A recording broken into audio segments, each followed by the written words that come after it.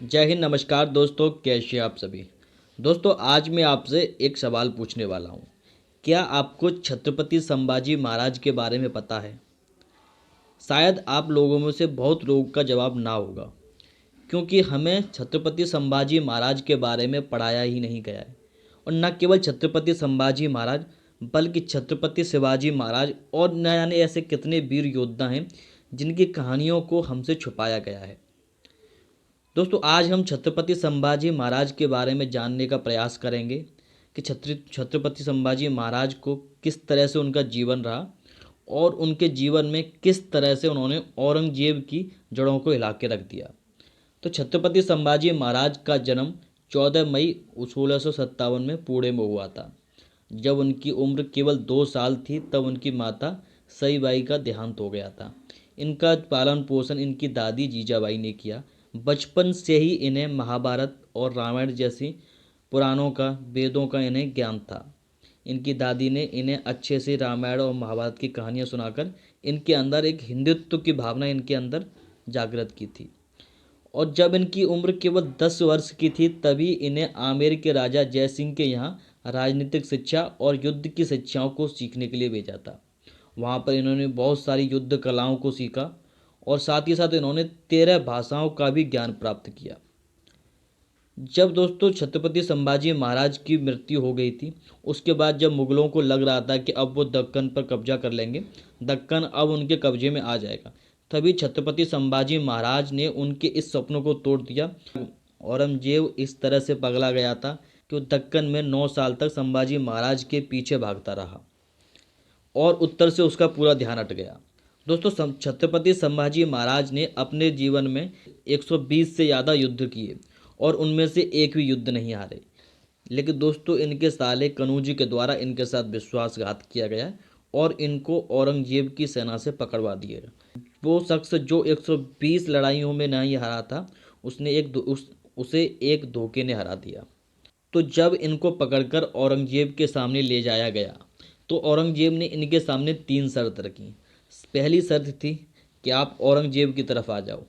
दूसरी शर्त थी कि जितना भी आपने किले और जितना भी आपने सोना चांदी जो भी आपने धन जीता है उसे मुगलों को वापस कर दो।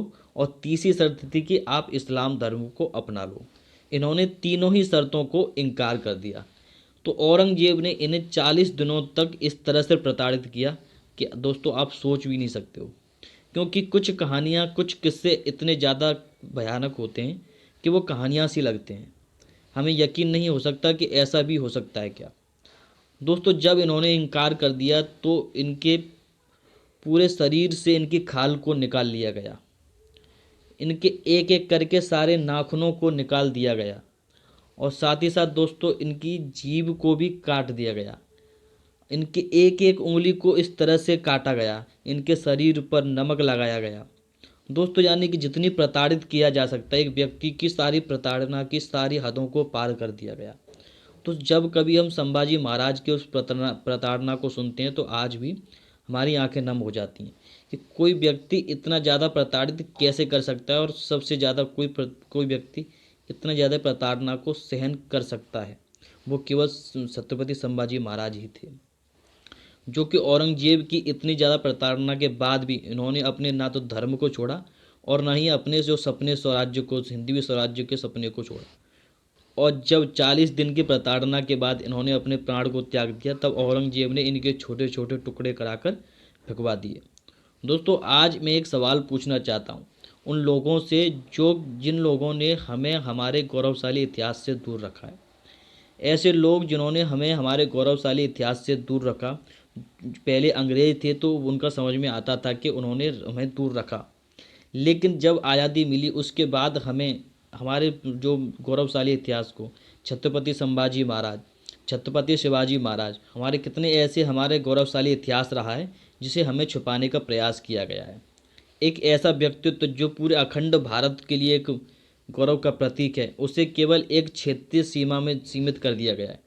तो केवल महाराष्ट्र ही ऐसा राज्य है जो जहाँ केवल छत्रपति संभाजी महाराज, शिवाजी महाराज के बारे में पढ़ाया जाता है। अगर आप और राज्यों के बारे में पढ़ेंगे तो शायद बहुत से ऐसे व्यक्ति हैं जिन्हें छत्रपति संभाजी महाराज और छत्रपति शिवाजी महाराज के बारे में नहीं पता होगा। तेज धर्म पर मिटने वाला शेर शिवा का छावा था, महापराक्रमी महाप्रतापी एक ही शंभू राजा था।